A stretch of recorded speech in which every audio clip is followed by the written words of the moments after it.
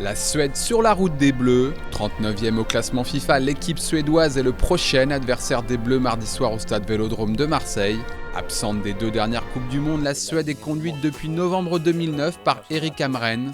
L'expérimenté sélectionneur de 57 ans a résisté à l'élimination face au Portugal en barrage du dernier mondial brésilien. Il a pour mission de bâtir une équipe capable de se qualifier à l'Euro 2016 et surtout de bien y figurer.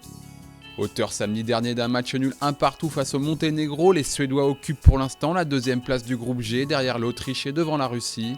Qui dit Suède dit bien sûr Zlatan Ibrahimovic, la figure de proue de cette formation.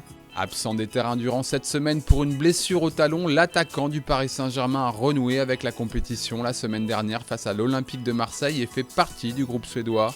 Alors qu'une incertitude planait sur sa participation à la rencontre contre le Monténégro, le capitaine suédois a rassuré tout le monde en ouvrant la marque dès la 9e minute.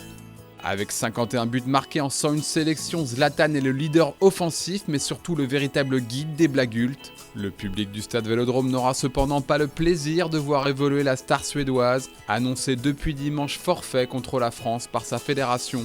Les Scandinaves s'appuient également sur une colonne vertébrale expérimentée. C'est l'ancien rennais Andreas Isaksson et ses 117 sélections qui gardent la cage suédoise. Le défenseur central du FC Krasnodar en Russie, Andreas Granqvist, est le patron de la défense. Et le plus français des Suédois, Kim Källström, double champion de France avec l'Olympique Lyonnais, apporte toujours son activité et sa vista au milieu de terrain.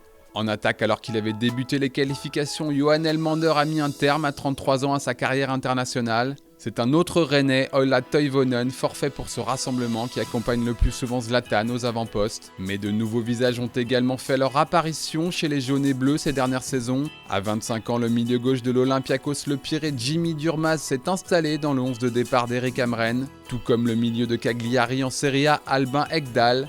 Auteur de 2 buts depuis le début des éliminatoires de l'Euro, l'attaquant d'origine turque Erkan Zengin a également montré qu'il pouvait être plus qu'un suppléant. À 23 ans, le milieu de Malmö, Emil Forsberg, est également à suivre. Auteur d'un doublé lors du match retour des barrages de l'Euro Espoir 2015 face à la France, Isaac Kiese-Thelin a fêté sa première sélection face au Monténégro et représente avec John Guidetti également retenu la relève sur le plan offensif.